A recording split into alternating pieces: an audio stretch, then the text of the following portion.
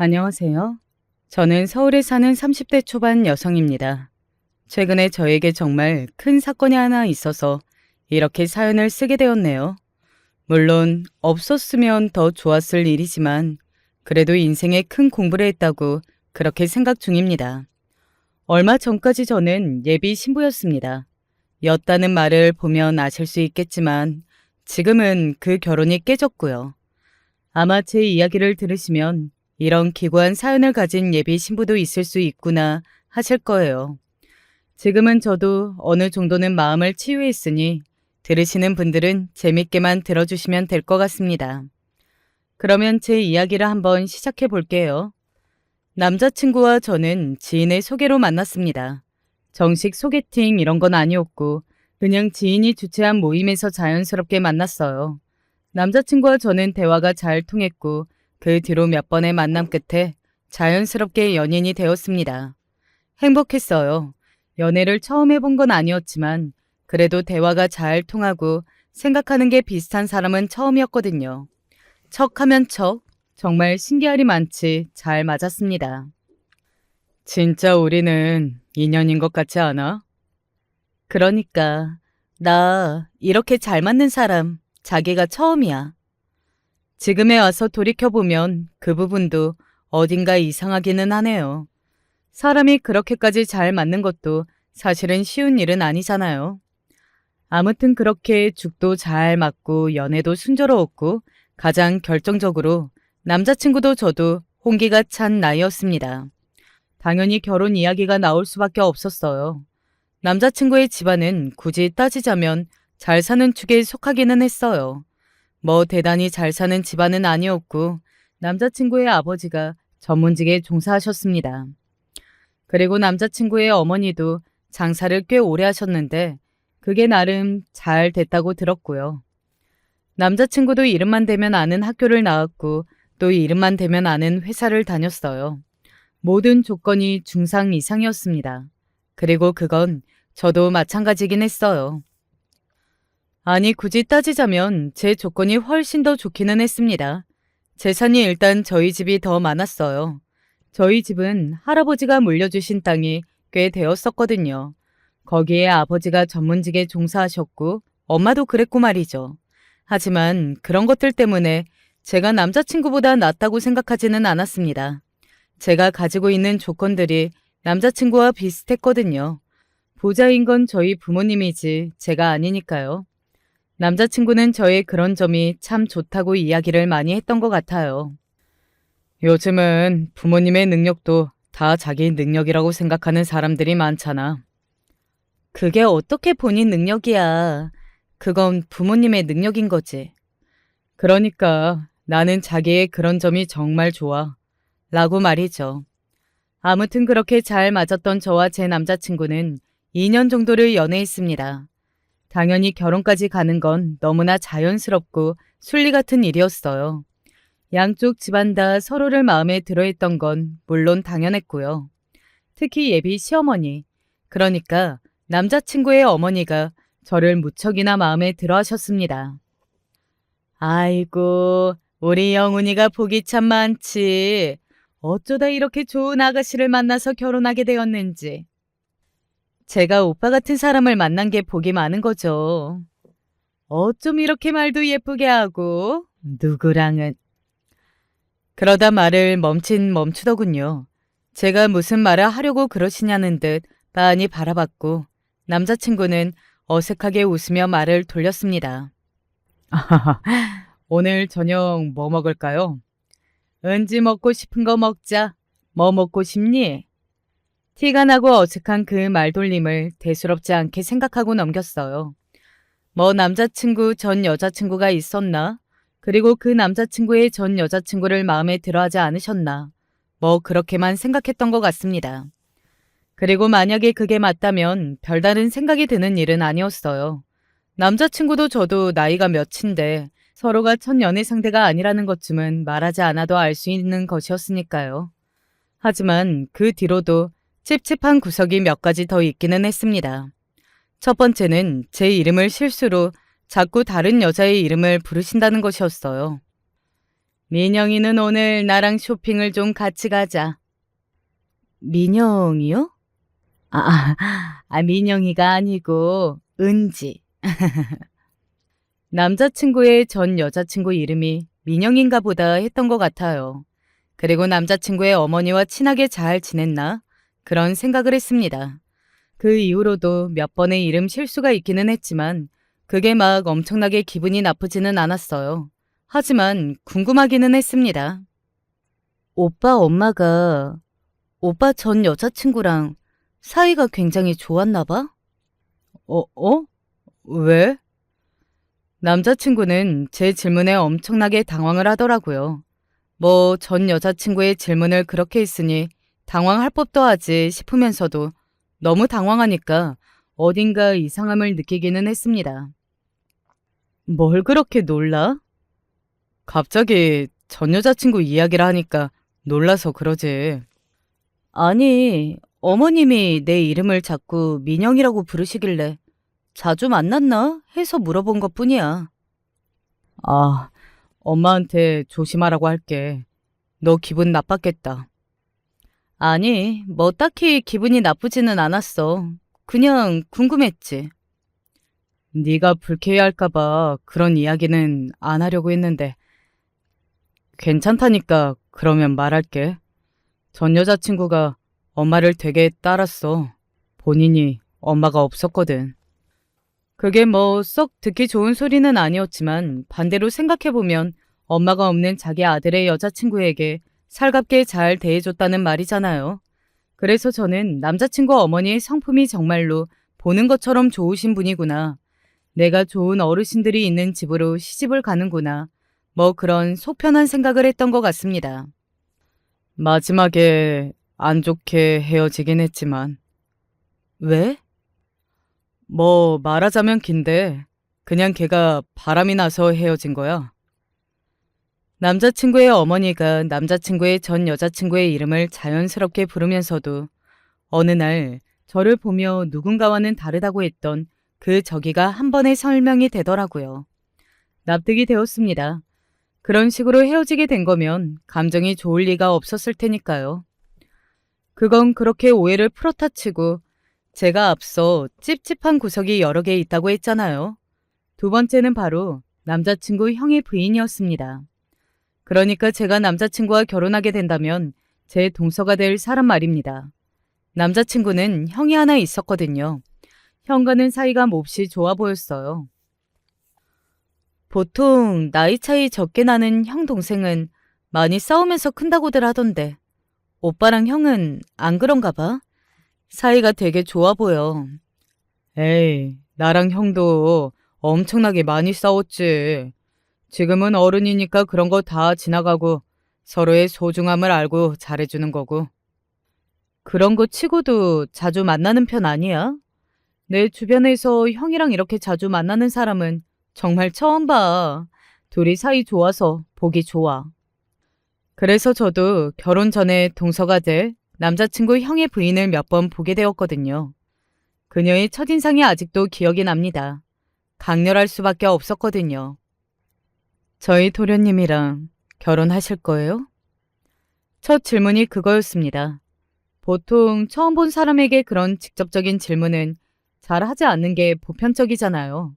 게다가 웃으며 물어본 것도 아니었고 정말로 할 거냐? 하는 약간의 저기가 느껴지는 말투였거든요. 제가 마음에 안 드세요? 오늘 처음 봤는데 마음에 들고 안 들고가 어디 있겠어요. 그냥 궁금해서 물어본 거예요. 도련님이 저희한테 소개해 줄 정도면 진지하게 만나고 있다는 뜻이니까요.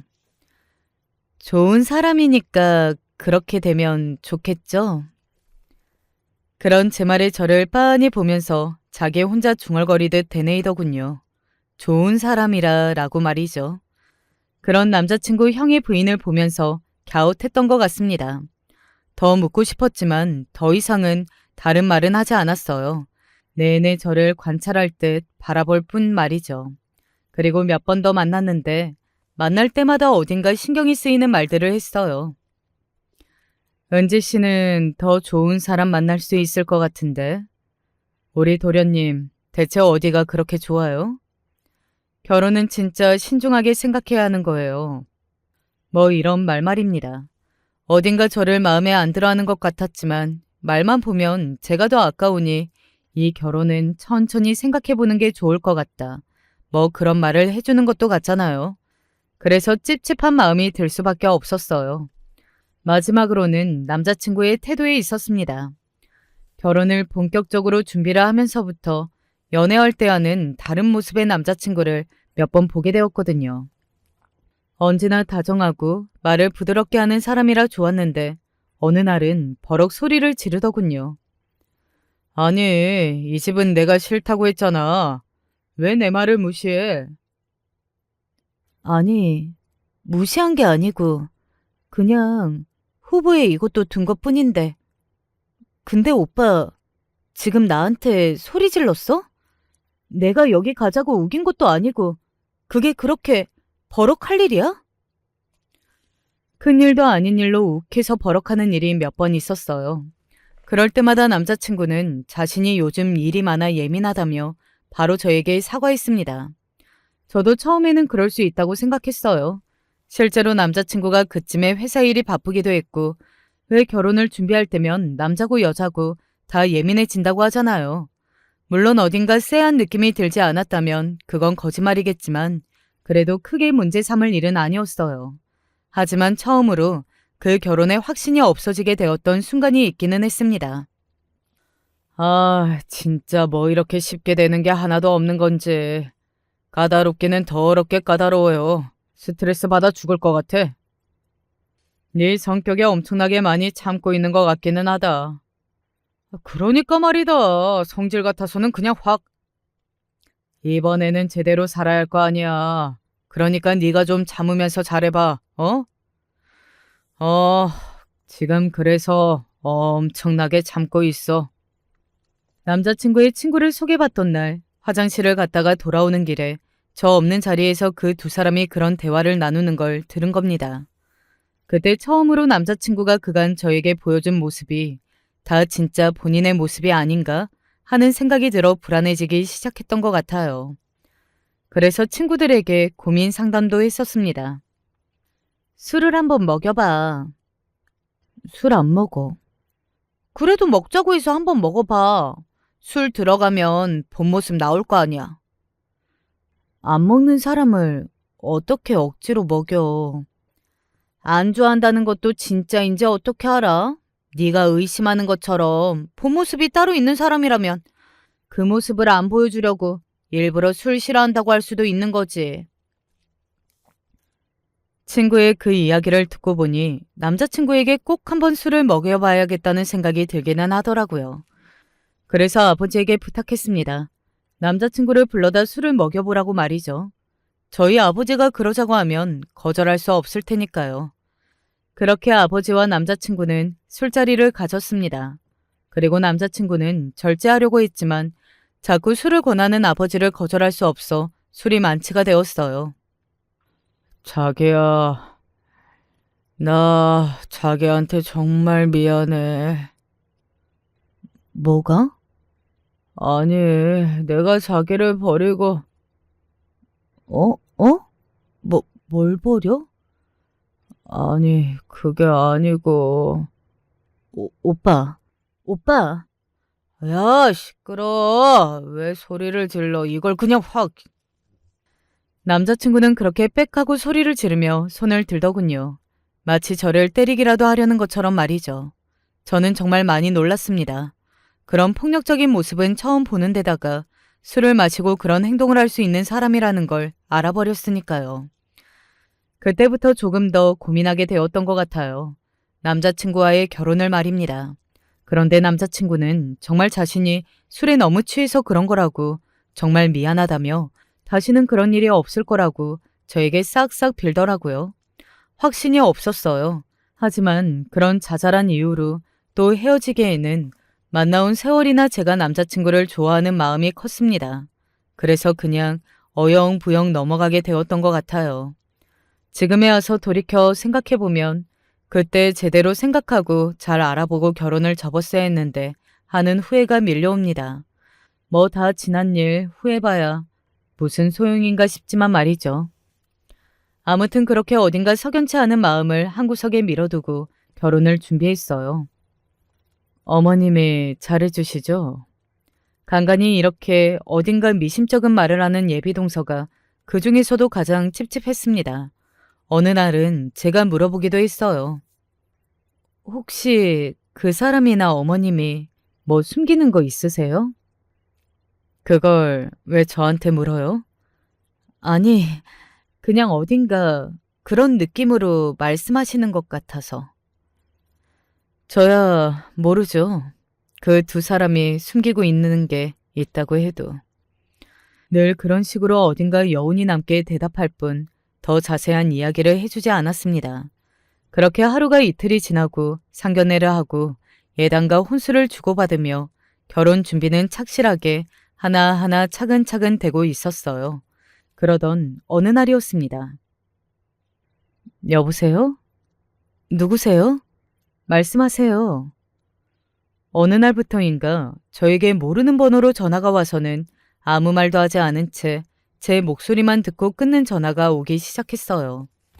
이런 이야기를 하면 남들은 한두 번 걸려오고 나면 그 번호를 차단해서 버리면 되지 않느냐 하시겠지만 왜인지는 모르게 그 번호를 차단하고 싶지 않았습니다. 아니 해서는 안 될 것 같은 기분이 들었어요. 저한테 하시고 싶은 말씀 있으세요? 그래서 어느 날은 이렇게 묻기도 했어요. 물론 상대방은 그 질문에도 아무 말을 하지 않고 가만히 듣고 있다가 끊기는 했지만 말입니다. 오, 은지 씨 되시죠? 그러던 어느 날 드디어 그 상대방이 저에게 대화를 걸어왔습니다. 네, 누구신가요? 아, 아니에요. 그 상대방은 여자였어요. 직감적으로 뭔가가 떠올리기는 했지만 그래도 그 말을 입으로 내뱉고 싶지는 않았습니다. 제가 내뱉으면 그게 정말이 될 것 같은 그런 불길한 기분의 말입니다. 그 이후로 그녀에게서 전화가 걸려오지는 않았어요. 그게 결혼식 일주일 전쯤일 겁니다. 그렇게 굉장히 찝찝하고 뭔가 해결을 하나도 하지 못한 것 같은 상태에서 결혼식 날 아침이 밝았어요. 행복해야 할 신부의 얼굴에 어딘가 근심과 걱정이 가득해 보였나 보더라고요. 부모님이 이렇게 말씀을 하셨거든요. 행복해야 할 신부 얼굴이 이게 뭐야? 내 얼굴이 뭐? 너무 어둡잖아. 원래 결혼식 날 신부들 기분이 싱숭생숭하다고들 하잖아요. 그 정도가 아니라 죽상을 하고 있으니 그렇지. 네가 좋아서 하는 결혼인데 누가 보면 어디 도살장에 끌려가는 줄 알겠어. 그 순간 완전히 후회했습니다. 그 누구보다 행복해야 할 신부가 마치 도살장에 끌려가는 얼굴을 하고 앉아있다는 게 말이 안 되잖아요. 이 결혼은 하지 않아야겠다는 생각이 밀려 들어오기 시작했어요. 완전히 후회가 될 것 같다는 걸 직감적으로 알았습니다. 하지만 당일 아침이었어요. 그런 생각을 했다 하더라도 모르게에는 너무나 먼 길을 돌아온 상태였습니다. 저는 하루라도 일찍 그 결혼을 그만두게 하지 못했던 걸 후회하면서도 또 결혼식 당일의 결혼을 취소할 용기는 나지 않았어요. 그래서 정말로 끌려가는 심정으로 결혼식장으로 향했던 것 같습니다. 제가 결정하고 제가 하기로 한 결혼인데 그런 마음이 들 수도 있겠구나 했던 것 같아요. 신부 표정이 왜 이래? 그러니까 너 벌써 울어? 친구들도 그렇게 한마디씩 다 할 정도였으니 제가 어지간히 표정이 좋지 않기는 했던 것 같더라고요. 그때였어요.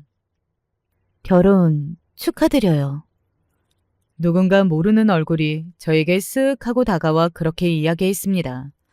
결혼식에는 워낙 많은 사람이 오고 가고 그리고 제 지인뿐 아니라 부모님의 지인 그리고 얼굴 한번 제대로 보지 못한 먼 친척들까지 다 오잖아요. 그래서 모르는 사람이 와서 인사를 해도 그런가 보다 했었는데 그 사람은 그냥 지나칠 수가 없었습니다. 이 목소리, 바로 그 목소리였거든요. 내내 말없는 전화를 걸어오다가 일주일 전에 제 이름을 확인했던 그 목소리 말입니다. 그 사람의 목소리라는 걸 알아채고서는 잡으려 했지만 그녀는 이미 저에게 그런 인사만 전한 채 신부 대기실을 나간 다음이었어요. 제가 자리에서 벌떡 일어났습니다. 드레스 모양이 망가지니 일어나지 말라는 헬퍼와 대체 무슨 일로 그러냐고 팔을 잡는 친구들에게 막혀 이도저도 하지 못한 채로 멍하니 서 있을 수밖에 없었습니다. 그때부터 이 결혼식장에서 도망치고 싶다는 생각이 온 머릿속을 지배했던 것 같아요. 아이고, 내가 이렇게 예쁜 신부는 평생 처음 본다. 처음 봐. 어머니, 벌써 며느리를 너무 예뻐하시는데요? 너무 예쁘지 않니? 나는 정말로 우리 며느리라서 하는 말이 아니고 너무 예뻐 죽겠다. 오늘 온 친척들도 신부 사진 보고 나보고 하나같이 어디서 저런 예쁜 며느리를 봤냐고 하지 않니? 제가 복이 많죠. 그래, 네가 아니, 은지한테 잘해라. 알겠지? 네, 저는 자신 있죠. 순간 남자친구도 남자친구의 어머니도 그 민이라는 말에 움찔하는 게 느껴졌지만 또다시 그냥 웃으며 넘기더군요. 그냥 넘어갈 수 없어서 뭔가를 말하려 했던 때였습니다. 누군가가 제 손목을 잡는 게 느껴졌어요. 예비 동서였습니다. 일단 지금 말고요. 저에게 그렇게 작게 속삭이더군요. 그러면서 손에 뭔가를 쥐어줬습니다. 저는 그걸 가만히 쥐고 있었어요. 그리고 이제 식을 올릴 시간이 다 되었다며 남자친구와 남자친구의 어머니는 자리를 떴습니다. 예비 동서인 남자친구 형의 부인은 계속 제 옆에 있었고 말이죠. 저는 그들이 나가고 예비 동서가 저에게 지어준 종이를 가만히 펴봤어요. 그건 사진이었습니다. 그리고 사진 속에는 남자친구와 어떤 여자, 그리고 한 3살 정도 되어 보이는 아이 하나가 있었어요. 사실 그 사진을 보는 순간 알았어요. 그들이 무슨 관계이고 또 이 사진을 저에게 지어준 예비 동서가 저에게 무슨 말을 하려고 하는지 말입니다. 나도 이렇게 늦게 말하게 돼서 정말 유감이긴 한데 참고 또 참았는데 모르는 척 넘어가 보려고 했는데 도저히 그럴 수가 없겠더라고요. 그건 정말로 내 양심이 허락을 못해요. 게다가 오늘 이분 봤어요. 제가 떨리는 목소리로 사진 속의 여자를 가리켰습니다. 조금 전에 저에게 결혼 축하한다는 말만 하고 사라진 그 휴대폰 너머로 들려왔던 그 목소리의 주인공. 이분이 민영 씨인가요? 네. 사실 저는 어느 정도는 예감했던 것 같아요. 물론 다리에 힘이 풀려 그 자리에 주저앉기는 했지만 말입니다. 그리고 물론 둘 사이에 아이가 있을 거라는 것도 예상하지 못했던 일이기는 했지만요. 이 아이는 오빠 아이인가요? 네. 식구들 다 알고 있는 사실이에요? 네, 미안해요. 어이가 없어서 말이 안 나오더라고요. 어떻게 다들 알고서 그렇게 모르는 척할 수 있었던 건지 말입니다. 이렇게 큰일을 말이죠. 이건 그냥 숨긴다고 그냥 넘어가고 숨겨지고 넘어갈 수 있는 일이 아니잖아요. 아이가 있는데요. 그녀가 말해준 내용은 이랬습니다. 민영 씨가 고아였어요. 당연히 어머님은 마음에 안 들어 하셨고요. 그래도 아이는 가졌으니 어쩔 수 없이 결혼을 허락하기는 했는데 마지막까지 혼인신고는 하지 말라고 했더라고요. 그러다 도련님 마음이 변했고요. 그 여자는 쫓겨났다고 했습니다. 갈 곳이 마땅치 않아 남자친구가 원룸을 얻어줬다고 하더군요.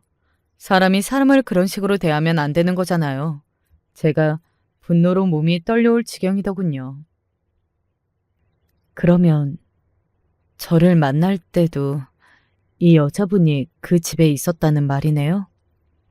그쵸. 연애 초반 때까지는요. 시어머니가 은지 씨 이야기 듣자마자 쫓아냈으니까. 아이와 함께 쫓겨났다고요. 어디 갈 곳도 의지할 곳도 없는 여자를, 그것도 자신의 아이를 낳고 또 자신의 손주를 낳은 여자를 말입니다. 남자친구와 그의 어머니에게 순식간에 정이 떨어졌어요. 아니, 순식간에 증오가 밀려올 정도였습니다. 사람을 그렇게 대하는 것도 대한 거지만 저를 사람 하나를 완전히 등신을 만든 거잖아요. 이 민영 씨라는 분은 이 모든 걸 참고만 있는 거예요? 민영 씨가 정말 순하고 착한 사람이에요. 그래도 한때 사랑했고 모든 것이었던 사람인데 어떻게 그 사람의 인생을 망치냐고. 그리고 자기는 자기 아이를 가지게 된 것만으로도 만족한다고요. 그분은 밝힐 생각이 없다고 오늘도 진심으로 축하를 전하기 위해 온 걸 거라고요. 어떤 마음으로 이 결혼식장에 왔고 또 어떤 마음으로 저에게 축하한다고 말했을지 저는 상상조차 되지 않더라고요. 일찍 말 못해줘서 미안해요. 사실 나도 오늘 아침까지 고민했는데 오늘 식장에 온 민영 씨를 보니까 도저히 그냥 묻고만 갈 수는 없겠다 싶어서. 남자친구 형의 부인으로서도 말하기 쉽지 않기는 했을 거예요. 그 사람은 이미 가족이잖아요. 자기 남편의 동생의 일이었고 자칫 잘못하다가는 자기 시어머니나 자기 남편에게도 굉장히 질타를 받을 수 있는 일이었고 말입니다. 아니에요. 감사합니다. 제가 멍한 얼굴로 중얼거렸습니다. 그리고 그때 헬퍼가 문을 열고 들어왔어요. 신부님, 이제 나가셔야 합니다. 저는 자리에서 일어섰습니다. 식 올릴 거예요? 남자친구 형의 부인이 놀라서 묻더군요. 저는 가만히 그녀를 보다가 돌아섰습니다. 그러고는 식장으로 향했어요. 이 결혼의 마무리는 제가 지어야 했습니다. 이대로 도망을 가는 건 너무 무책임한 행동이라고 생각했거든요. 그리고 이대로 도망가면 신부에게 탓을 돌릴 사람들이 더 많을 것 같았어요. 결혼을 파토낼 때는 나더라도 누구의 잘못으로 이 결혼이 깨지는 건지 명확히 알려야만 했습니다. 그만큼 제가 이성적이었을 때가 없었던 것 같아요. 식장으로 들어섰습니다. 어딘가 묘하게 슬픈 얼굴로 딸을 보내고 있는 저희 부모님과 축하를 해주러 온 수많은 얼굴들, 그 얼굴들을 보면서 또 한 번 생각했던 것 같아요. 이 결혼을 할 수 없다고 말입니다. 저는 저를 소중하게 생각해주는 수많은 사람을 위해서라도 그딴 집에 시집을 갈 수는 없었어요. 아버지의 손을 잡고 입장을 하는 내내 그 생각만 했던 것 같습니다. 그리고 남자친구의 손을 잡으려 하는 순간 그 얼굴과 눈이 마주쳤어요. 민영 씨. 제가 작게 그 이름을 중얼거렸습니다. 남자친구는 제가 무슨 말을 한 건지 못 알아들은 것 같더라고요. 뭐 그 이름이 그 순간에 제 입에서 나올 거라는 걸 단 한 번도 상상조차 해본 적이 없었을 테니 더더욱 그 이름을 못 알아듣기는 했을 겁니다. 저희는 주례가 따로 없이 둘이 함께 혼인 서약서를 읽기로 했거든요. 그러려면 마이크가 필요하잖아요. 그 순간을 생각하고 있었습니다. 새삼 그렇게 식을 올리기로 한 걸 다행이라고 생각하면서 말이죠.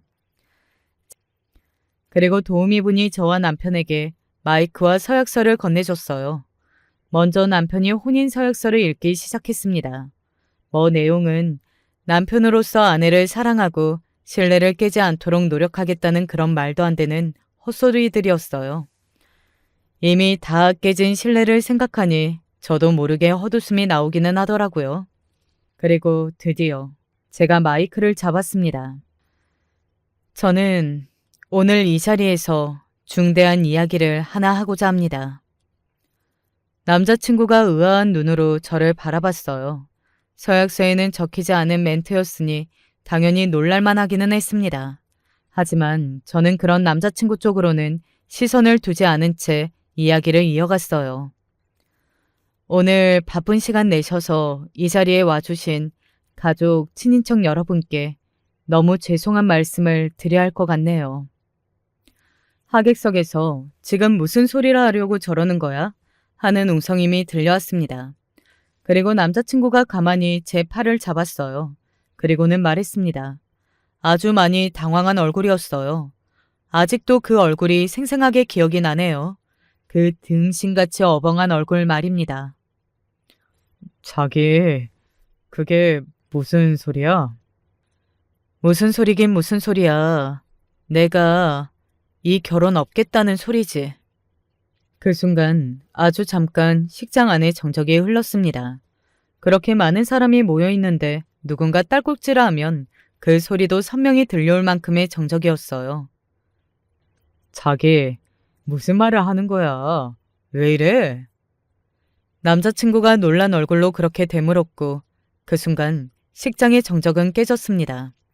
지금 저 신부가 무슨 소리를 하는 건지 이거 몰래카메라인지 웅성거리는 소리가 사방에서 들려왔어요. 물론 그 와중에는 흥미진진하다며 카메라를 드는 하객도 있었고 말입니다. 그야말로 난리가 난 겁니다. 너는 지금 저 얼굴을 보고도 그런 말이 나오니? 저는 그렇게 이야기하며 식장 어느 한쪽을 손으로 가리켰습니다. 그곳에는 그녀가 서 있었어요. 바로 민영이라는 이름을 가진 남자친구의 아이의 엄마 말입니다. 제 손끝에 누가 있는지를 확인한 남자친구의 얼굴이 새하얗게 질려갔습니다. 그리고 그건 남자친구의 어머니도 마찬가지였어요. 남자친구의 어머니는 그녀가 식장에 와 있다는 사실도 그때 처음 알았던 것 같더라고요. 전현이 여기는 왜? 라고 말하며 뒷덜미를 잡은 걸 보면 말입니다.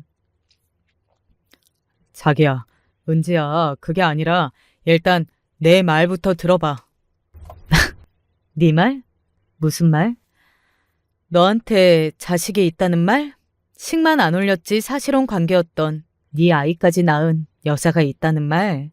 나랑 연애하는 동안에도 사실은 계속 같이 살고 있었다는 말? 대체 무슨 말? 제가 마이크에 대고 그 말을 끝낸 순간 다시 한번 장내는 정적이 흘렀습니다.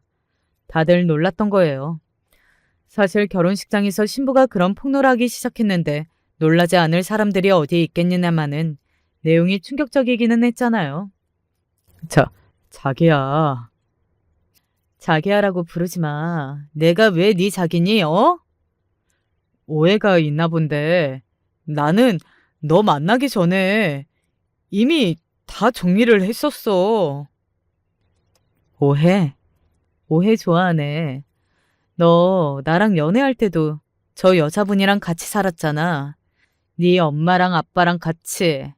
나랑 연애 시작하고 저 여자분 원룸으로 쫓아냈다며. 네 아이도 있는 여자를, 갈 곳도 없는 여자를. 그 말에 식장 모두가 남자친구와 그쪽 집안 사람들을 비난하기 시작했습니다. 뭐 당연하죠. 쓰레기 같은 짓을 했잖아요. 미친 거 아니야? 어떻게 자기 아이까지 있는 여자를 내쫓아? 와, 은지 조상신이 도왔다. 그래도 오늘이라도 결혼 없는 게 어디야. 저런 집안 사람들이랑 어떻게 엮고.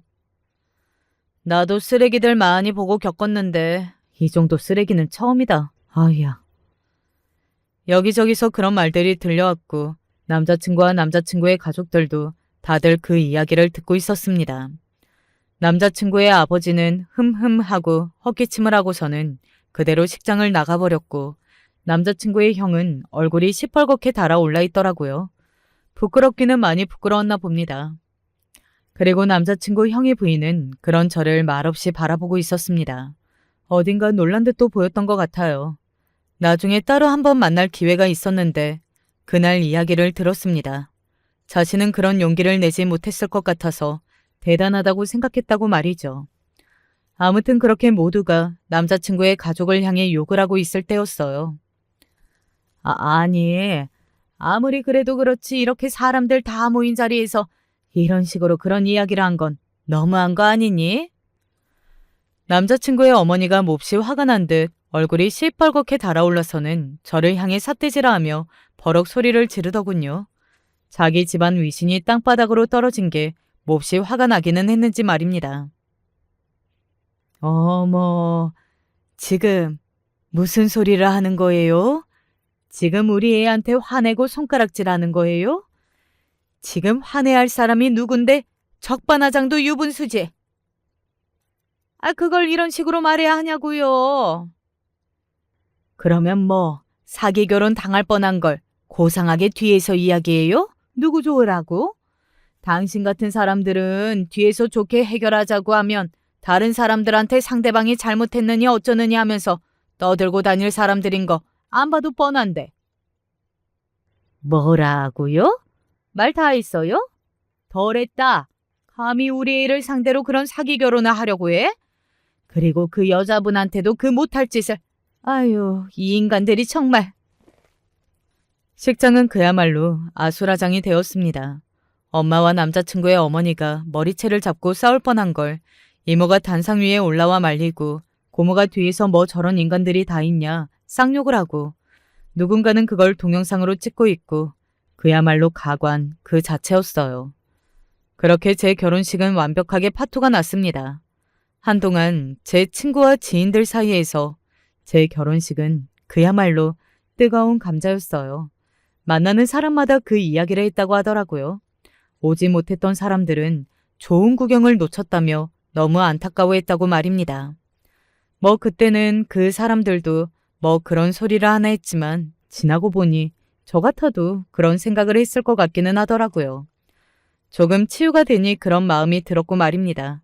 얼마나 재밌는 사건이었겠어요. 아무튼 그렇게 결혼식이 파토가 나고 그 뒤로도 한바탕 난리가 났었습니다. 아, 진짜 인연이 거기서 그렇게 개 쪽을 줘야 했어? 이제야 본색이 나오시네. 그러면 내가 그런 짓을 당하고도 조용히 얌전히 물러났어야 한다는 거야? 응? 너도 이렇게 소문나면 시집은 다 간 거 아니냐? 시집을 다 가든 아니든 그건 그쪽들이 신경 쓸 게 아니고요. 내가 피해자인데. 진짜 짜증나게. 내가 이래서 똑똑한 년들 싫다고 했잖아. 인제 와서 내 탓을 하는 거냐? 엄마가 인연이랑 무조건 결혼해야 한다고 밀어붙이지만 않았어도 이런 일은 없었다고. 그러면 그 고아년이랑 계속 살려고 했다는 말이야?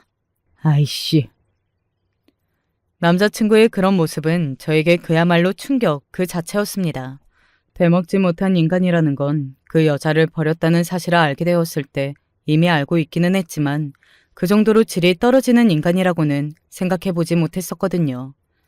저희 집은 그날 이후로 소송을 준비하기 시작했어요. 사기 결혼으로 말이죠. 사실 저는 그렇게까지 하지는 않으려고 했는데 그들이 너무 본인들의 잘못을 인정하지 못하고 누군가를 탓하기만 하는 게 너무 열이 받았거든요.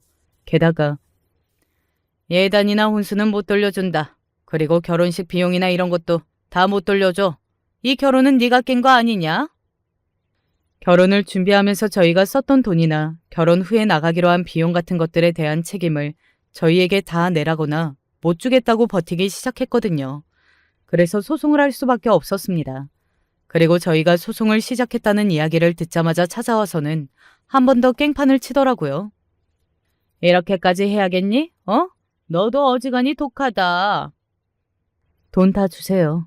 그러면 소송 취하할게요. 집에 돈도 많으면서 왜 그걸 악착같이 받아내겠다는 거냐?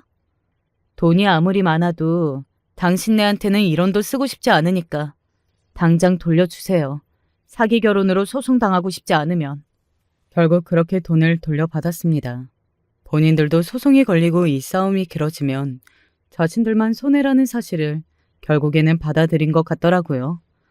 물론 그 일이 있고 남자친구에게 한 번 더 전화가 와서 그런 애인 줄 몰랐다는 둥, 독하다는 둥 하는 소리를 또 들었지만 말이죠.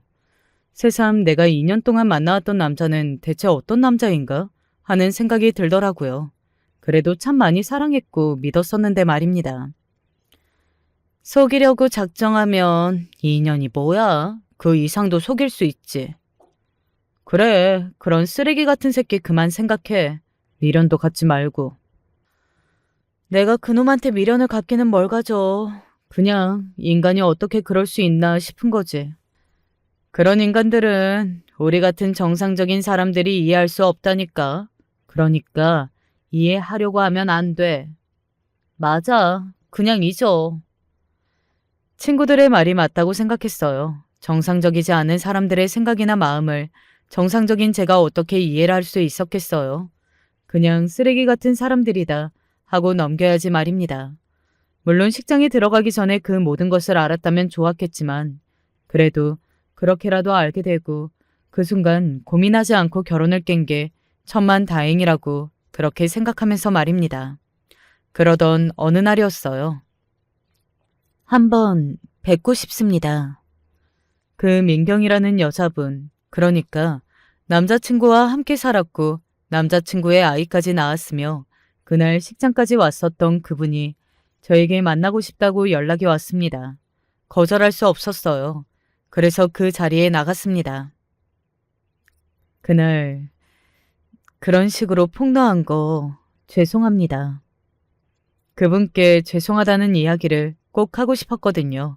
그분은 끝까지 상처만 받은 거잖아요. 본인은 아니었지만 저 때문에 그 집에서 쫓겨나 혼자 힘들게 살고 있었고 그리고 그날도 그렇게 모든 게 다 폭로가 되었고 말이죠. 아니에요. 저도 잘한 건 없는데요, 뭐. 잘못한 것도 없으시잖아요. 제 그 말에 그냥 조용히 웃기만 하더군요. 그 웃음에서 어딘가 슬픔이 느껴졌던 것도 같습니다. 저도 죄송하다는 말씀을 하고 싶어서 이렇게 뵙자고 했어요. 뭐가 죄송하세요? 그럴 거 하나도 없는데. 제가 미리 먼저 이야기했다면 거기까지 가지 않으셔도 됐을 텐데 하는 생각이 많이 들었거든요. 아닙니다. 그 자식이 나쁜 놈이지. 잘못한 거 하나도 없으세요. 제 그 말에 그녀는 조용히 고개를 떨궜습니다. 그러고 보니 걱정되는 게 없는 건 아니었습니다. 혹시나 그 인간들이 괴롭히지는 않을까 했는데 다행히 한번 찾아와서는 난리를 치고 간 다음부터는 조용하다고 하더군요. 돈을 주고 갔어요. 앞으로 절대 그 인간 앞에 나타나지 말고 어떻게 살든 소식조차 모르고 살자라고 하면서 말이죠. 그렇게 소문이 다 나고 다 까발려졌는데도 앞으로 있을지 모르는 남자친구의 또 다른 만남을 위해서 완전히 정리하는 걸로 결정했나 보더라고요. 그 여자분에게 5천만 원을 주면서 앞으로는 남남처럼 지내자고 했다고 말입니다. 그리고 그 여자분은 그러기로 했다고 말이죠. 한심하다고 생각하실 수 있겠지만 저한테는 그 돈이 굉장히 큰 돈이기도 하고 또 어차피 이제 그 인간이랑은 안 살 건데 돈이라도 받자 하는 심정도 있었고요. 잘하셨다고 그렇게 이야기했습니다. 속으로는 물론 5천만 원의 그 모든 걸 해결하려고 했던 그 인간들이 치가 떨리기 싫었지만 말이죠. 도움이 필요한 거 있으면 언제든지 연락해 주세요. 그렇게 이야기하고서는 자리에서 일어섰습니다. 여자 혼자 아이를 키우는 것이 얼마나 힘든지는 주변에서 들은 이야기가 많았기 때문에 그녀 앞에 어떤 고난이 있을지 잘 알 수 있었어요. 도움이 될 수 있는 부분이 있다면 도움을 주고 싶다고 진심으로 생각했고 말이죠. 그럴게요. 감사합니다. 그녀는 그렇게 이야기했지만 저는 알 수 있었어요. 그녀는 절대 다시는 저에게 연락을 하지 않을 거라는 사실을 말입니다. 그리고 얼마간의 시간이 흘렀습니다. 저는 잊고 살려고 노력했어요. 뭐 좋은 기억이라고 그걸 언제까지 생각하고 살 수는 없었으니까요. 그리고 그놈을 생각하고 산다는 것, 그 자체가 굉장히 자존심이 상하기도 했고 말이죠. 그렇게 시간이 조금 흐른 뒤 남자친구의 소식을 다시 한번 들을 수 있었어요. 그 인간 회사에서 쫓겨나듯 나간 거 알았어? 아니, 그랬대? 소문이 다 나서 사람들이 지나가기만 해도 쑥덕거리니까. 결국 그만두고 다른 곳에 다시 취직했대. 뭐 금방 그 회사도 소문이 난 것 같기는 하지만 그래도 한번 걸러지고 나는 소문은 직접 나는 것보다 덜하니까. 평생 소문을 달고 살겠지. 그거라도 해야지 그 인간은. 제 말에 지인이 씩 웃더니 말을 이어가더군요. 한 가지 더 속 시원한 이야기가 있어. 뭔데?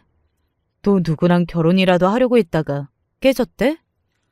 설마 하고 물어본 거였어요. 조금 시간이 흐른 뒤긴 했지만 그래도 누군가를 다시 만나고 결혼을 하기에는 상당히 이른 시기이기는 했거든요. 그래서 정말 설마 하는 마음에 물어본 거였습니다. 그런데, 어? 야, 너 귀신이다. 어떻게 알았어? 정말이더군요. 오히려 놀란 건 저였습니다. 정말 사람은 바뀌지 않는다더니 그 말이 딱 맞더군요. 어쩌면 그렇게 그런 인간들은 바뀌지도 않는 건지, 그리고 어떻게 그렇게 한결같이 뻔뻔한지 정말 놀랍지 않나요? 또 속이고 말 안 하고 결혼하려다가 다 들켰대. 얼마나 간땡이가 크고 뻔뻔하면 그거 얼마나 지났다고 벌써 그러냐? 그래도 식장 들어가기 전에 알게 된 모양이네. 세상이 진짜 좁은 게 그 여자친구분들 소개받은 자리에 너 결혼식에 왔던 사람이 있었던 모양이야. 알고 봤더니 건너 제 지인과 아는 사이였던 모양이더라고요. 사기 결혼 당할 뻔한 그분이 너한테 감사하다고 전달해 달랬다더라. 그렇게 식장에서 다 알게 폭로해 주신 덕분에 자기는 안 당할 수 있었다고. 본의 아니게 또 한 명의 피해자를 구한 셈이 된 거니 이걸 다행이라고 해야 할지, 아직도 그런 시도를 하고 다니는 남자친구의 뻔뻔함을 경악스럽다고 해야 할지 정말 모르겠다는 생각만 들었던 것 같습니다. 그리고 생각했어요. 그 인간들은 죽기 전까지 절대 변할 일이 없을 거라고 말입니다. 그런 일을 또 하려고 했다는 걸 들으니 확신이 생기더군요. 사람을 고쳐 쓰는 것도 정도가 있지. 그렇게까지 쓰레기인 인간들은 고쳐 쓸 수도 없다는 사실을 말이죠. 한편으로는 평생을 그렇게 등신 같은 인생을 살아야 하는 그들이 안타깝다는 생각이 들기도 합니다. 불쌍하잖아요. 그런 인생이요. 저는 다 잊고 새 출발을 시작했습니다. 뭐 아예 잊었다는 건 아니고, 물론 지금도 생각하면 가끔 분노가 차오르고 울컥하지만 그래도 저는 제 인생을 잘 살고 있어요. 잘 먹고 일도 잘하고 그리고 사람들도 잘 만나면서 말이죠. 한 가지 남은 후유증이 있다면 쉽사리 사람을 믿지 못하게 되었다는 것입니다. 누구를 만나든 혹시 이 사람도 나에게 숨기는 게 있는 건 아닐까 하는 생각이 저도 모르게 들 때가 있어요. 사람은 겉만 보고 알 수 없다는 생각도 말입니다. 남자친구가 겉만 보고 저한테 하는 것만 봐서는 그런 인간이라는 건 정말 꿈에도 몰랐으니 말이죠. 사실 저를 이렇게 만든 것만으로도 그들에게 피해 보상을 받아야 한다고 생각하지만 그 사람들을 보고 떠올리는 것만으로도 역겨우니 그냥 내버려 두는 거예요. 성격 같아서는 소송을 끝까지 하고 싶었는데 말이죠. 아마 저도 남을 쉽사리 못 믿는 게 당분간은 치유되기 힘들 겁니다. 그런 큰일을 겪고 단 한 번에 괜찮아지는 것도 사실 말이 안 되는 일이기는 해요. 그래도 저는 금방 괜찮아질 겁니다. 제 곁에는 저에게 좋은 영향을 주는 좋은 사람들이 많으니까 말이죠. 그놈과는 달라요. 그리고 그놈과 그 집 식구들은 자신들의 과거를 계속 숨기려고 노력하면서 또 누군가에게 거짓말을 계속 해댈 겁니다. 그런 삶이 과연 끝까지 행복할 수 있을까? 지켜질까?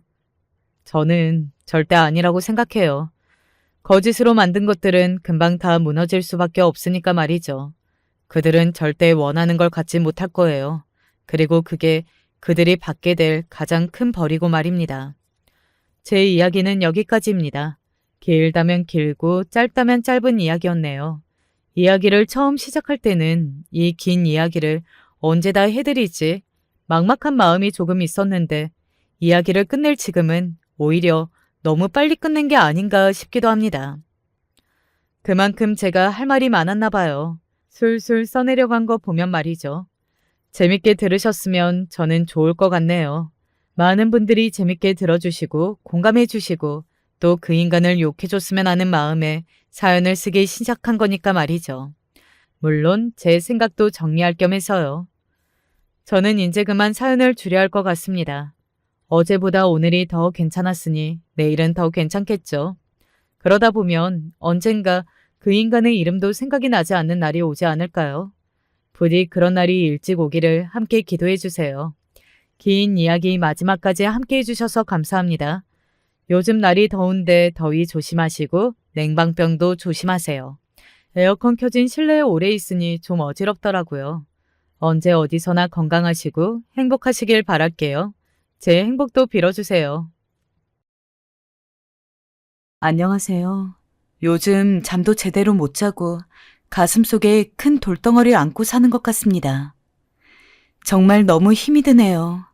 제 이야기를 끝까지 들어주시면 감사하겠습니다. 어렸을 적부터 부모님 두 분 다 건강하시고 형제랑 자매들 많은 집이 그렇게 부러웠습니다. 저는 홀어머니 아래에서 외동딸로 자랐거든요. 아버지는 제가 어렸을 적 사고로 일찍 돌아가셔서 엄마가 혼자 저를 키웠는데, 물론 그런 엄마를 너무도 사랑하고 좋아했지만 그것과는 별개로 늘 학교에 다녀오면 일 나간 엄마 덕에 혼자 집에 있어야 하는 시간들이 너무 쓸쓸했습니다. 엄마는 어떻게든 일찍 들어오겠다고 노력은 하셨지만 기본적으로 청소일이 거의 새벽까지 진행되는 경우가 많았기 때문에 어떤 날은 제가 잠이 드는 순간까지도 엄마의 얼굴 한 번 못 본 적이 많습니다. 엄마, 나 혼자 있느라 힘들었어. 그랬어? 미안해, 우리 딸. 엄마가 오늘 일이 많았어. 그럼 오늘은 일찍 들어올 거지? 그럴게. 우리 딸. 엄마가 너무너무 미안해. 아빠라도 있었으면 이런 일이 없었을 텐데. 엄마는 항상 그런 제게 너무도 미안해 하셨어요. 그래도 엄마가 절 먹여 살리기 위해 그 고단한 노동을 하신다는 걸 알았기에 저는 어린 나이에도 마냥 떼쓰고 칭얼거릴 수가 없었어요. 하지만 그 때문인지 나중에 커서 연애를 하고 그럴 때도 웬만하면은 형제가 있고 남매 있는 집안의 사람이랑 만나는 게 좋더라고요.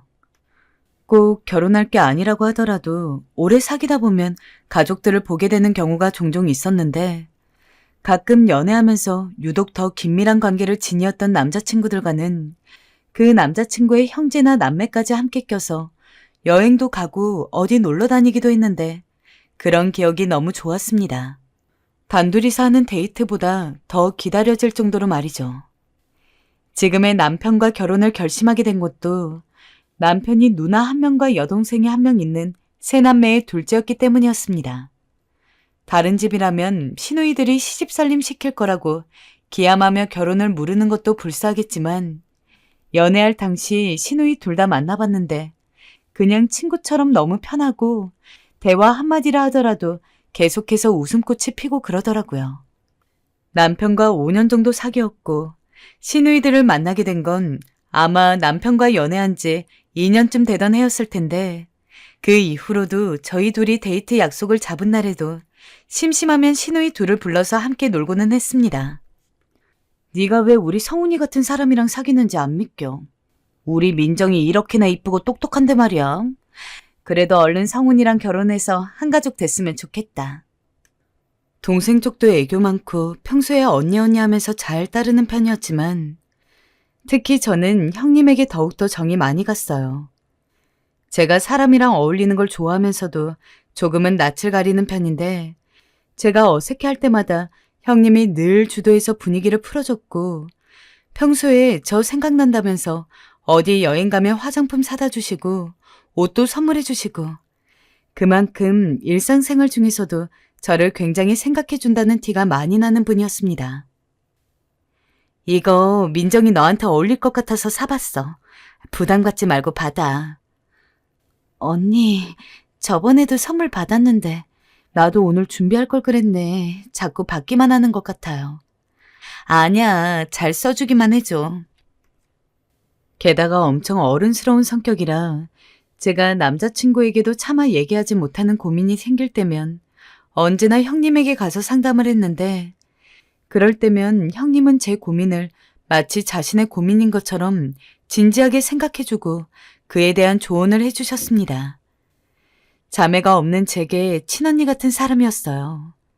만약 지금이라도 친언니가 생길 수 있다면 형님이기를 바랄 정도로요. 하지만 남편은 저와 형님이 친하게 지낼 때마다 이런 의미심장한 말을 하곤 했어요. 자기야, 근데 나중에 우리 누나 정체 알더라도 너무 놀라지 마. 정체를 안다고? 내가 모르는 게 있어? 우리 누나 당신이 아직 모르는 면이 많아. 아무튼 나와 결혼하면 누나도 자주 보게 될 텐데 너무 놀라지 말라고. 그때 눈치를 챘어야 할까요? 허나 이미 전 그때 형님의 좋은 면만이 보였을 때였어요. 형님은 제가 닮고 싶은 면들이 너무 많았어요. 사실 당시 남자친구였던 남편과 결혼을 조금 더 진지하게 고민을 하게 된 것도 남편의 누나와 여동생이 저에게 너무 잘해주었으며 제 개인적으로 생각하기에도 참 좋은 사람이라는 판단이 들었기 때문이었어요. 결혼을 하더라도 계속해서 지금처럼 지낼 수 있을 것 같았고 설사 싸우는 일이 있다 한들 금방 풀고 다시 사이좋은 가족이 될 수 있을 듯 했다고 해야 할까요? 하지만 사실 이런 좋은 시누이들이 있다 하더라도 시부모는 다른 문제잖아요.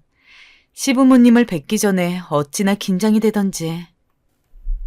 오빠 어머님 아버님이 나 마음에 들어 하실까? 그래야 할 텐데. 당연하지. 걱정하지 마. 우리 엄마 아빠 너 만날 날만 기다리고 있어. 남편의 위로를 받으며 떨리는 마음으로 시댁에 들어갔는데 역시나 시아버지와 시어머니도 너무 좋으신 분들이었습니다. 어떻게 저한테 이렇게 시댁복이 몰빵이라고 해도 과언이 아닐 정도로 가득한지 아무리 사고라고 할지라도 아주 어릴 때부터 아버지 없이 살았다는 건 남편 부모님 입장에서 절대 좋게 보기는 힘들 텐데 두 분은 오히려 저희 엄마를 칭찬하시면서 민정이도 어릴 적부터 고생 많았을 텐데 이렇게 씩씩하게 잘 자랐다니 아주 대견하네. 좋은 어머니 밑에서 자라서 그런지 품행도 바르고 라며 제게 아버지가 없는 것쯤은 아무런 흠이 아니라는 것처럼 말씀해 주셨습니다.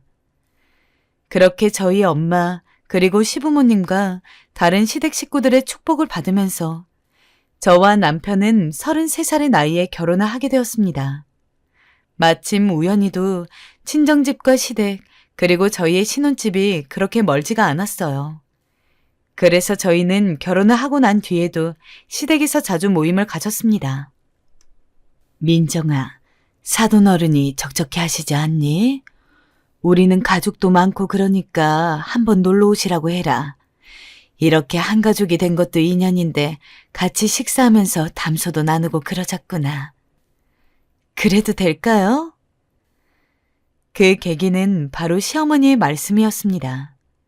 당시에는 아직 형님도 그렇고 다른 시누이도 그렇고 남편만 빼고는 다들 시댁에 살고 있었는데 시어머니는 집이 가까우면서도 홀로 계실 저희 엄마가 신경이 쓰였나 보더라고요. 와서 저녁 한 끼 같이 하면 좋을 것 같다고 하길래 저보다도 더 저희 엄마를 생각해 주시는 것 같아 대신 감사한 마음을 가지고서 저희 엄마를 모시고 시댁에 왔습니다. 솔직히 시어머니랑 저희 엄마가 만나는 건 상견례 이후 거의 처음이라고 해도 과언이 아니었는데 시어머니는 저희 엄마가 오시자마자 다시 봐도 민정이가 정말 사돈어른을 꼭 닮았네요. 라며 먼저 친근하게 대해주셨습니다. 아까 제가 성격이 조금 낯을 가리는 편이라고 했는데 그게 다 엄마를 닮아서였거든요. 엄마도 처음에는 그런 시부모님의 환대가 낯설어 보였지만 막상 함께 숟가락을 들고 밥을 먹으면서는 마치 오래 알고 지낸 친구처럼 너무 재미있게 이야기를 하셨습니다. 살면서 엄마가 그렇게 밝은 모습을 보는 건 또 처음이었던지라 딸인 제 입장에서도 너무 신선했죠. 그리고 먼저 이런 제의를 해준 시어머니에게 너무도 감사한 마음이 들었고요. 나는 이 동네에 친구도 하나 없는데 마침 사돈어른이 이 근처에 사니까 얼마나 반가운지 몰라요. 괜히 집에 혼자 있지 말고 앞으로도 적적하고 그러면 아무 때나 놀러와요. 나는 맨날 집에 있으니까. 시어머니도 저희 엄마가 마음에 드는 듯한 눈치였습니다. 그 이후로 엄마는 시어머니 제안대로 자주 시댁에 놀러 갔습니다. 그때마다 시부모님은 물론이고 형님이랑 시누이도 마치 본인들 부모님 모시는 것처럼 저희 엄마한테 정말 잘해주었어요. 시댁 식구들이 그렇게 하나같이 다 착한데 저 역시 당연히 시댁에 놀러 가는 게 너무 좋았습니다. 다른 집 며느리들은 명절 때나 생신 때 가는 것도 꾸역꾸역 간다고 하는데 저는 어떤 때는 신혼집에서 남편이랑 단둘이 있는 시간보다 시댁에서 온 가족이 다 같이 모여서 있는 시간이 더 길었습니다. 하여간 당신은 우리 가족을 너무 좋아해. 사실 내가 좋아서 결혼한 게 아니라 우리 가족이 좋아서 결혼한 거 아니야? 남편이 농담처럼 이런 이야기를 할 정도였습니다. 정말 제 입으로 이야기하기는 그렇지만 너무도 이상적인 시댁 식구와 친정 식구 사이의 관계가 저희 집이 아닐까 싶었습니다. 날이 따뜻해지면 함께 여행도 가고 좋은 일, 슬픈 일 있으면 먼저 서로에게 연락해서 축하받고 위로받고 비록 저희의 결혼으로 인해서 맺어지게 된 관계이기는 하지만 아마 저희 시댁 식구들이나 저희 엄마도 그냥 일반적인 사돈관계는 아니었다고 생각합니다. 마침 시부모님이랑 저희 엄마랑 나이도 한두 살 차이밖에 안 났고 저희 엄마도 형님이랑 시누이를 대할 때 마치 친딸인 저를 대하는 것처럼 매일 예쁜 선물도 사다 주시고 가끔은 용돈도 주시고 했거든요. 하지만 그렇다고 모든 것이 좋았던 건 아니에요. 제가 가장 좋아했던 형님 말입니다. 결혼하고 가까워져서 보니 막상 그간 몰랐던 점들이 하나둘씩 알게 되었는데요. 형님이 알고 보니 미신을 좀 잘 믿으시는 분이었더라고요. 그전에도 형님이 점집을 잘 다니고 사주 철학을 좋아하고 부적 같은 걸 지갑에 넣고 다닌다는 건 알았어요. 그런데 생각보다 그 정도가 지나칠 때가 있더라고요. 문지방 밟으면 복 나간다는 말이 있잖아요. 형님이 그걸 굉장히 믿은 나머지 문지방을 밟지 않기 위해 조심조심 다니셨거든요. 이것도 형님 본인만 그러시는 게 아니라 형님이 다른 식구들한테도 조심하라고 어찌나 닥달하시는지.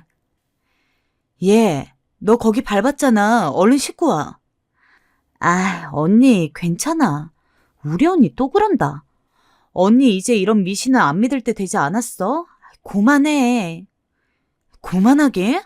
빨리 씻고 와야 조금이라도 정화된다니까? 너 그 복 나간 발로 돌아다닐 거야? 시험도 앞두고 있다며. 이런 식으로 다른 시누이에게 닥달하는 것은 물론이고 저에게도 예외는 없었어요. 제가 문지방을 밟을라 치면 큰 소리로 잠깐! 하시는 바람에 깜짝 놀란 적이 한두 번이 아니었죠. 어머님, 형님이 원래 미신을 잘 믿으세요? 그래, 저뿐만이 아니야. 같이 사는 내내 얼마나 피곤했는지 모른다. 그래도 저 딴엔 불안하니까 우리가 맞춰주고 살아야지. 뭐 다를 수가 있겠니?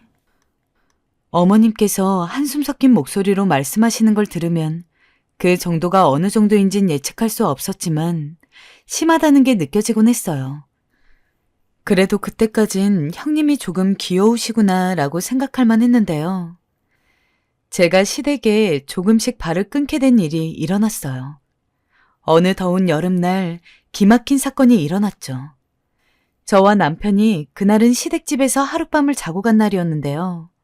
놀다 보니 시간도 이미 지나 있었고 어머님도 자고 가시는 걸 은근히 바라시는 것 같길래 남편과 집에서 가져온 미니 선풍기를 틀고 잠에 들었습니다. 그런데 갑자기 어디선가 비명소리가 들리는 거예요. 불이라도 난 줄 알고 깜짝 놀라 일어났는데 그건 다름 아닌 형님의 목소리였고 형님은 아직 잠든 남편의 볼을 찰싹찰싹 때리면서 일어나라고 재촉하고 있었어요. 일어나라고. 얘 봐. 숨을 안 쉬는 건가? 민정아, 우리 성훈이 숨 안 쉬는 거니?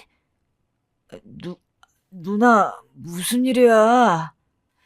너 선풍기 틀어놓고 자면 어떡해? 죽을 뻔했잖아, 이놈아. 못 살아, 내가. 그러다 형님은 바닥에 앉아 목을 놓아 울기 시작했고 저는 당황스러움을 금할 수 없었어요. 형님의 울음소리에 온 가족이 다 깨어났고 무슨 일이냐며 저희 방으로 모여들었는데 선풍기를 보고 이미 무슨 일인지 알겠다는 듯 한숨을 푹 내쉬고 있더라고요. 성은아, 선풍기 틀고 자면 죽는 거 미신이라니까. 아휴, 민정아, 많이 놀랐지? 애가 저걸 믿어서 우리 집엔 선풍기란 선풍기는 다 채워놓았는데 네가 그걸 들고 왔는지 몰랐다. 미안해 여보. 우리 누나가 저걸 아직도 믿어. 미신 아니라니까? 너희 정말 죽을 뻔했다고. 민정이 너 어쩜 그렇게 조심성이 없니? 네가 지금 우리 성훈이까지 다 죽일 뻔했잖아. 심지어 형님은 화가 난 나머지 생전 제게 모진 말 한 적이 없으시던 분이 얼굴까지 벌개져서 저를 공격하시더라고요. 정말 여러모로 당황스러운 날이었습니다. 도대체 왜 저러시는 건지 저로선 이해하기 힘들었죠. 그 후로도 형님은 저에게 전화를 해서 선풍기 틀고 자지 말아라, 그럼 죽는다 하는 말들을 하시곤 했어요. 그것도 한두 번도 아니고 하루에 5번 이상 안부 인사라며 전화해선 그런 소리를 해대니 저도 피곤하지 않을 수가 없었어요. 남편은 이미 포기한 듯 했어요. 제가 피곤하다 하니까 남편은 자기도 이미 다 겪은 일이라며 그냥 맞춰주고 살 수밖에 없다고 하더라고요.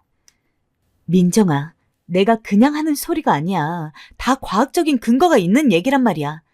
사람들이 아직도 이걸 믿는 데는 다 이유가 있어. 형님, 제가 TV에서 봤는데 그거 거짓말이라고 밝혀졌다 하는데요. 제가 그 프로그램 영상을 보내드릴까요? 아니라니까? 너 왜 이렇게 고집을 부리니? 내 말이 맞아. 내가 지금 나 좋으라고 이런 소리라니? 다 너희 죽을까봐 다칠까봐 하는 소리 아니야. 조금이라도 설명을 하려 치면 형님이 버럭버럭 화를 내니 남편 말대로 정말 설득도 할 수 없겠더라고요. 그냥 형님 말이 맞다 치고 들어주는 수밖에요.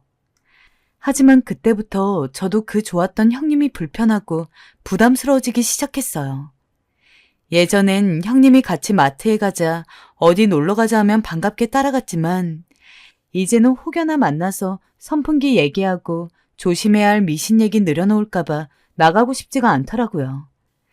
그리고 이런 형님의 행위는 점점 더 심해져 급기야 제가 형님과 한판 붙은 사건이 생겼어요. 저희 둘째 신우이에게 남자친구가 생겼을 때였어요. 오랜만에 생긴 남자친구이기도 하고 둘이 너무 잘 만나고 있길래 보는 것만으로도 흐뭇하더라고요. 그래서 신우이가 남자친구와 보내는 기념일날 신우이에게 신발을 선물해 줄 겸 신우이 남자친구 것까지 같이 선물했어요.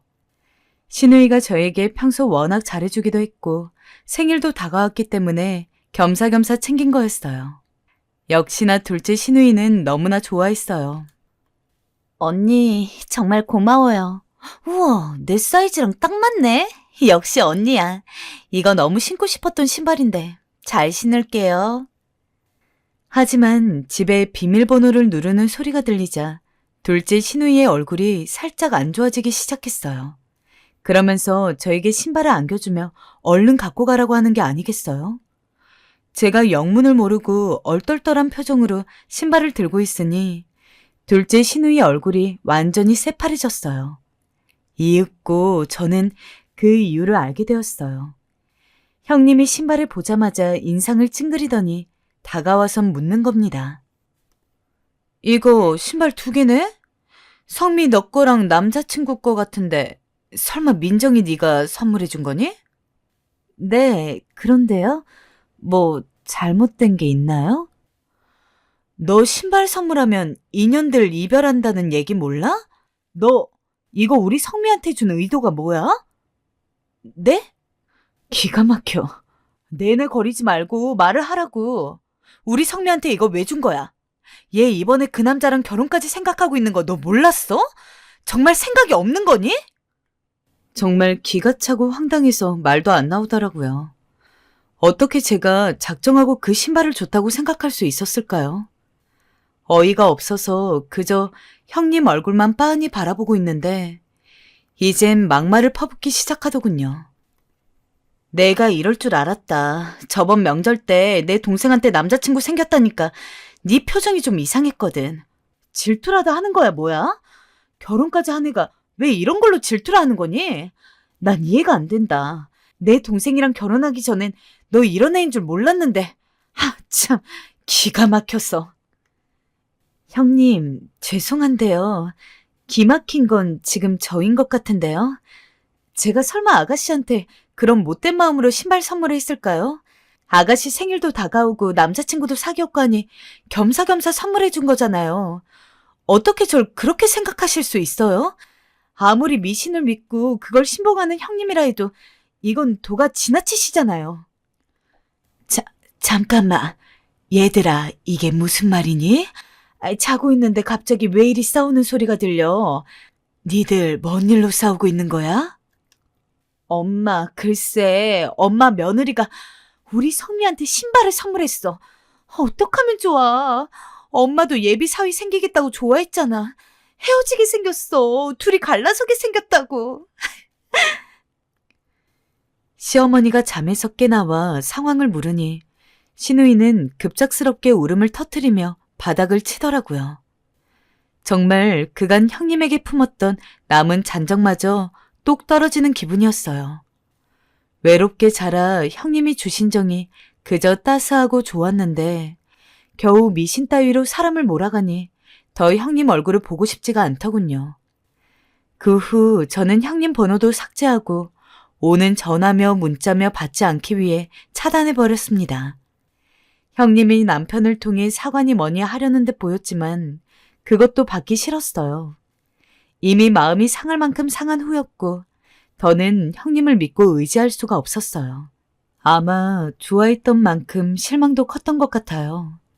피만 안 섞인 진짜 가족이 아니었을까. 이런 이야기를 직접 꺼내본 적은 없지만 적어도 저는 그렇게 생각을 했습니다. 그러던 어느 날 형님이 제가 다니는 회사 앞으로 찾아오셨어요. 형님을 본 건 관계를 끊은 지 반년 정도 후였기에 저나 형님이나 서로 어색함을 숨기지 못했습니다. 형님은 제게 조심스런 목소리로 사과의 말을 전했습니다. 내가 부족한 사람이었어, 동서. 이성을 잃어버리니까 아무것도 보이지 않더라고. 내 무지로 동서한테 불필요한 상처를 준 것 같아. 너무 미안해. 그날 이후 내 행동을 얼마나 후회하고 살았는지 몰라. 늦었지만 용서해주면 안 될까? 형님은 말을 하면서도 눈물을 감추지 못하고 뚝뚝 흘리면서 제 손을 잡았습니다. 그리곤 미안하다고 하염없이 되뇌이셨죠. 참 사람 마음이 이상한 게 그리 미웠던 사람인데 제게 그간의 잘못을 진심으로 용서하고 뉘우치는 모습을 보니 자연스레 저도 마음이 풀리더라고요. 결국 그날은 형님과 저 둘 다 술 한 잔 걸치며 그간의 속 얘기를 하고 기분 좋게 헤어졌습니다. 저와 형님의 화해를 가장 좋아하셨던 건 시어머니였어요. 어머님은 제가 형님과 화해했다는 소식을 듣자마자 전화하셔선 잘했다고 너그럽게 받아줘서 고맙다는 말씀을 전하셨어요. 형님은 그 후로 제게 말 한마디 행동 하나도 조심하시려 했어요. 저에게 상처되는 말을 하지 않기 위해서요. 문지방 얘기도 더는 꺼내지 않으시더라고요. 그런 형님의 변화에 저도 마음이 많이 풀렸고 가족들끼리 모이는 시간도 점점 늘어났죠. 그렇게 형님의 노력으로 전보다 더 돈독하고 평화로운 관계를 유지하며 저는 아이를 2명 낳았고 육아에 집중하고 있었습니다. 그리고 이 평화로운 관계가 깨지게 된 건 제가 40줄에 들어섰을 때였습니다. 그때는 저희 어머니나 시부모님이나 손주 보는 재미에 푹 빠져 있었죠. 내일도 시댁에서 모이지? 꼭 애들 데려와라. 내가 손주들 주려고 예쁜 꽃과 옷도 하나씩 사놨으니까.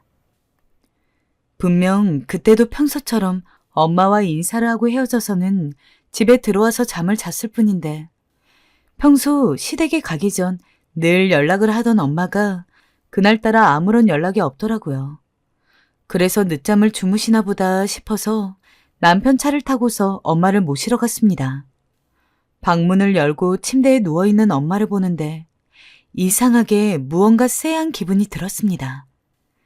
급하게 다가가서 엄마 몸을 힘껏 흔들었지만 엄만 다시는 깨어나지 않았죠. 제 비명소리에 놀란 남편이 저를 따라 급하게 들어오는 소리가 들렸지만 그쪽으로 얼굴을 돌릴 여력도 없었습니다. 내가 지금 꿈을 꾸고 있는 건 아닌지, 내가 지금 맞닥뜨리고 있는 상황이 정말 현실인지 믿을 수 없었고 믿고 싶지 않았습니다. 불과 어제까지도 웃는 얼굴로 만나서 헤어졌던 엄마가 어떻게 하룻밤 사이에 그렇게 돌아가실 수가 있습니까? 경황이 없는 저를 대신해서 남편이 119에 연락을 해서 구급차를 불렀고 그렇게 무슨 정신이었는지도 모르게 병원에 가서 엄마가 돌아가신 원인이 심근경색이라는 이야기를 들었습니다. 저희 엄마 평소 아픈 곳 하나 없던 분이셨어요. 나이에 비해 정정하셨는데 어떻게 이럴 수가. 엄마. 아무리 제가 그 현실을 부정해도 엄마가 돌아가셨다는 것은 부인할 수 없는 사실이었습니다. 하룻밤 사이에 마음의 준비는커녕 아무런 예상도 못한 상황에서 엄마를 떠나보내야 했던 저는 정말 말 그대로 정신이 나간 상태에서 일상생활을 보냈습니다. 장례식장에서야 꾸역꾸역 버텼지만 화장도 하고 납골당에 엄마를 모셔놓고 나니 정말 제 인생 자체가 전부 텅 빈 것 같더라고요. 사랑하는 남편과 아이들이 있는 상황에서 책임감 없는 이야기일 수도 있겠지만 적어도 그 당시에는 대체 엄마도 돌아가신 마당에 제가 왜 더 살아가야 하는지를 이해할 수가 없었습니다. 아무리 불러도 돌아오지 않는 엄마 이름만 수없이 부르다가 목이 쉴 때까지 울기도 하고 어떤 때는 평소보다 기분이 괜찮아서 밝은 얼굴로 밥을 먹고 있었는데 갑자기 제 의지도 아닌 눈물이 툭툭 떨어진 적도 있었습니다.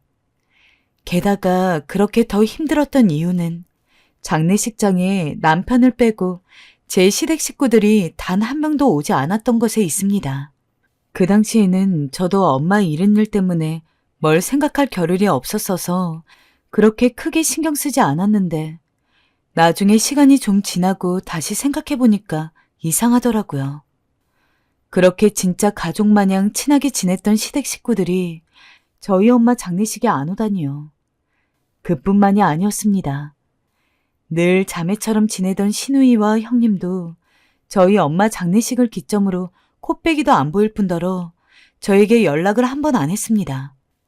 그전에는 저보다도 더 먼저 연락을 많이 하는 게 시누이와 형님일 정도로 시도 때도 없이 문자를 나누고 전화를 하고 서로 시간이 되면 당일날 저녁에 갑자기 만나서 식사를 하고 술 한잔하는 일도 많았는데 엄마 돌아가신 지 2주 정도가 되었을 때까지도 정말 연락이 한 통 없었죠. 여보, 어머님이랑 아버님이랑 연락 안 돼? 그리고 요새 시누이랑 형님은 또 왜 이렇게 전화가 없어? 나 엄마 돌아가신 지도 얼마 안 됐는데 그렇게 우리 엄마랑 잘 지내놓고서 다들 너무하는 거 아니야? 그러게, 나도 연락이 안 돼서. 어떻게 다들 이럴 수가 있어? 시댁에서 그렇게 다 같이 즐겁게 지낸 게 무슨 꿈이었던 것처럼 아무도 저한테 전화 한 통 없으니 당연히 서운할 수밖에 없었습니다.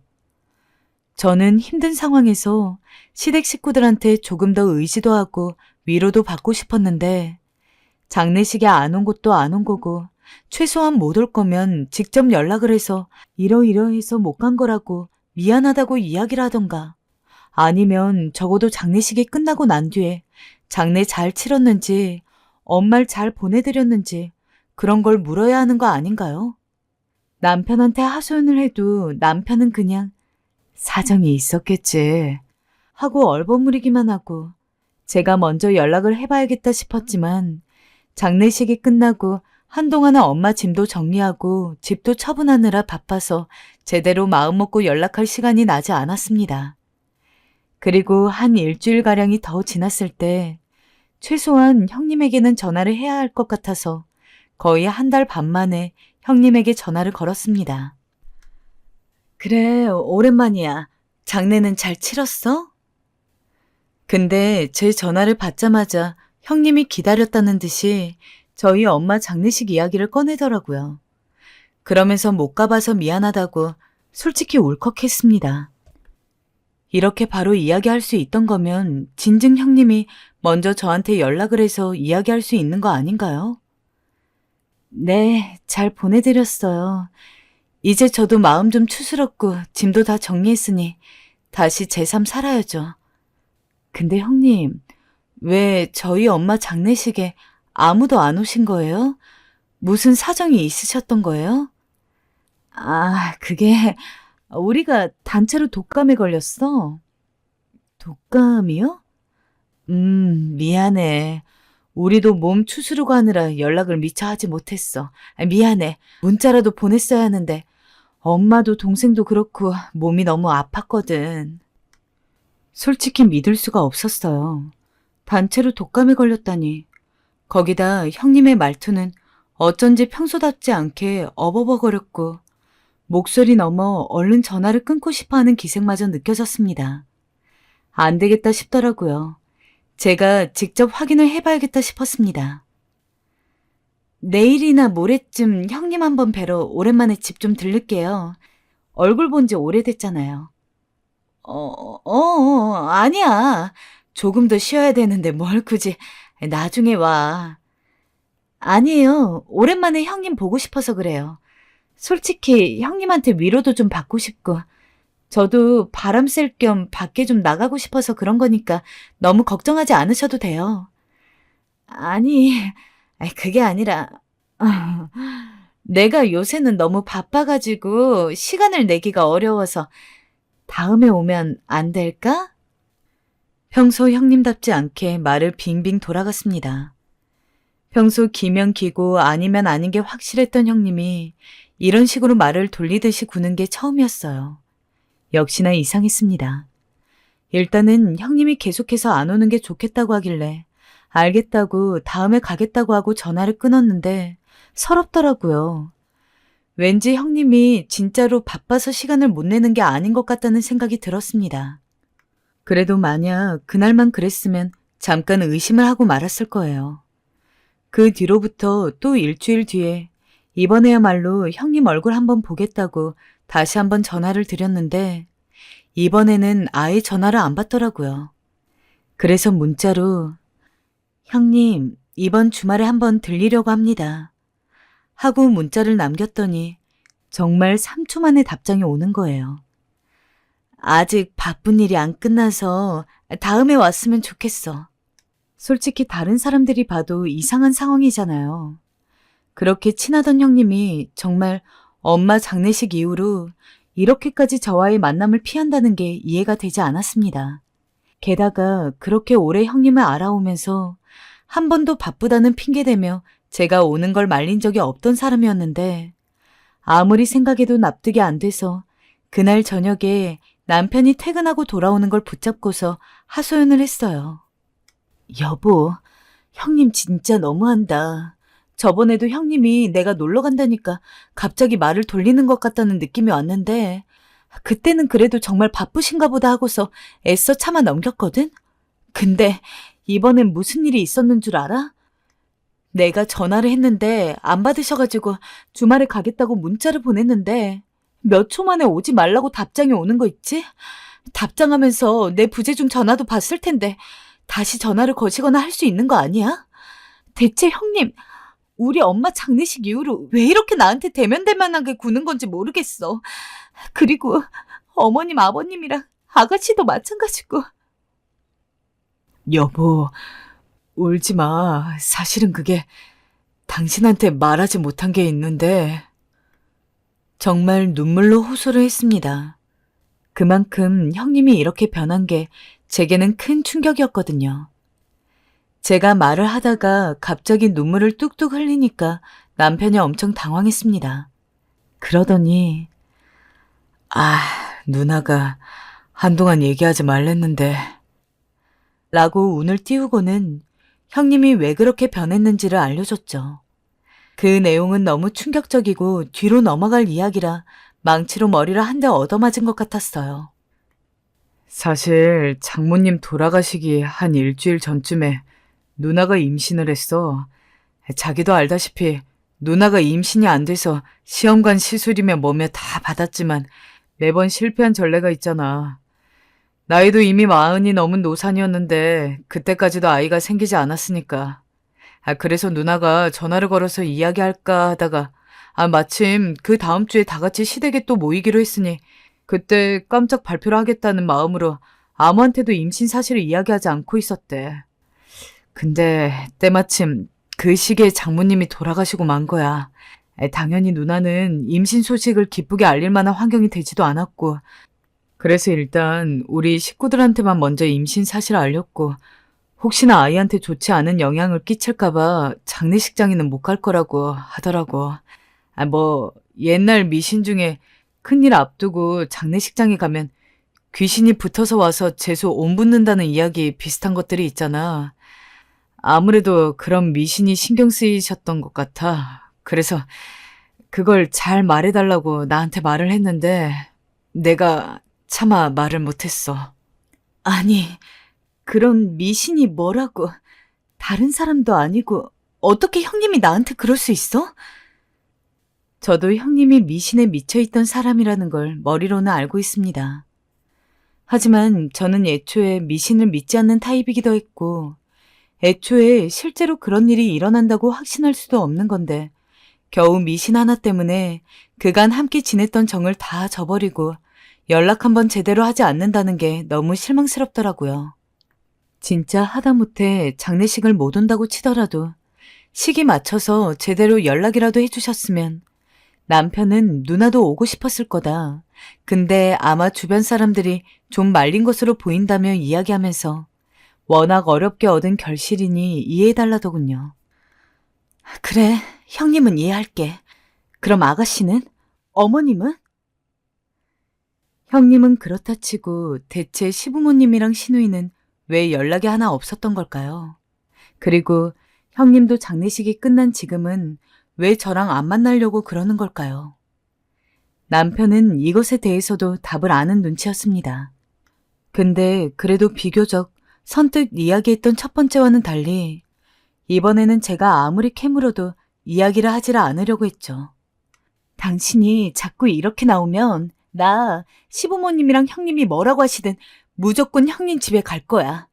내가 진짜 그러기 전에 그냥 당신 입으로 얘기해.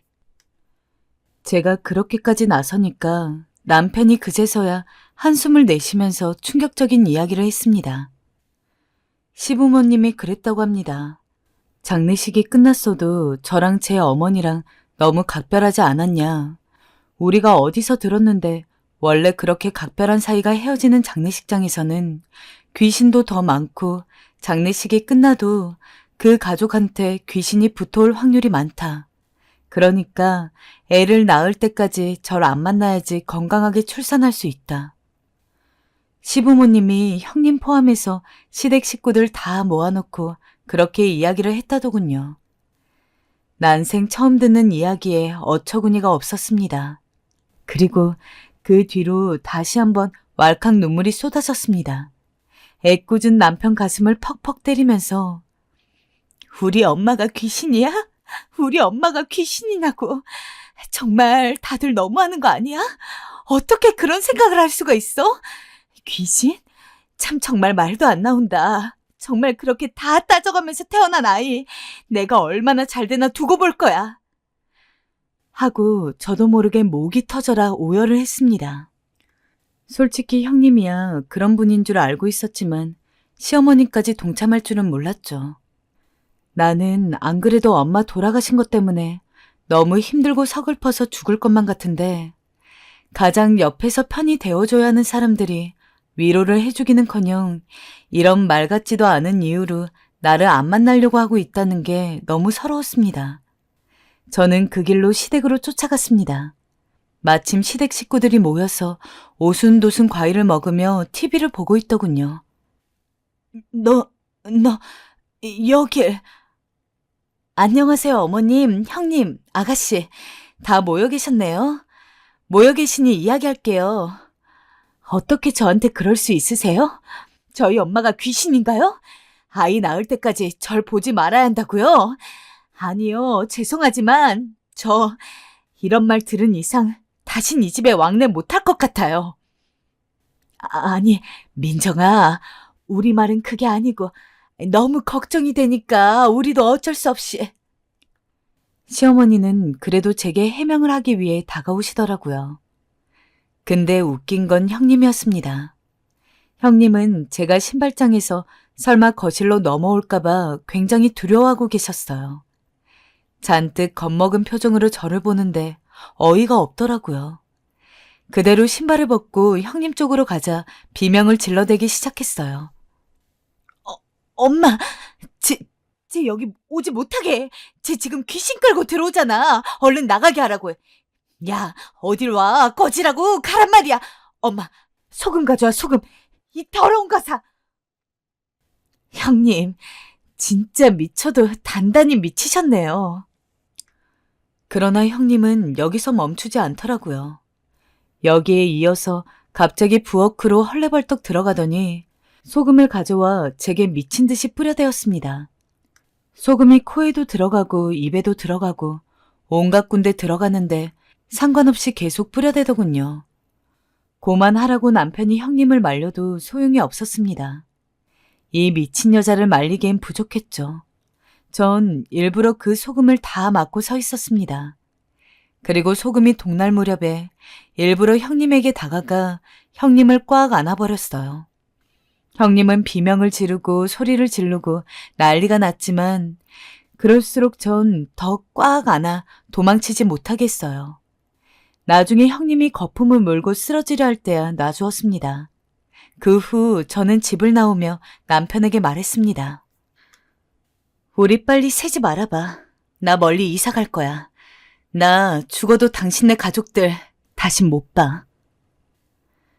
남편은 왜 그렇게까지 생각하냐면서 아니라고 저를 말리려 했지만 저는 단호했습니다. 너무 좋아했고 믿었기에 사실상 그건 저에 대한 배신이나 다름없었습니다. 결국 남편은 제 압박을 이기지 못하고 저희는 시댁에서 멀리 떨어진 곳으로 이사를 갔습니다.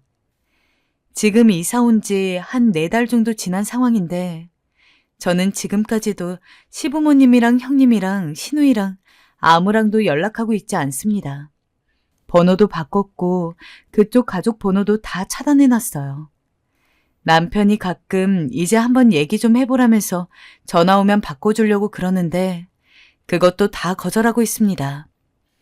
그리고 지금 마음이 무척 편안합니다. 미신을 믿는 건 자유라고 생각해요. 하지만 다른 사람에게 상처를 주면서 평생을 끼고 살았던 가족에게 상처를 주면서 믿는 건 잘못되었다 생각합니다.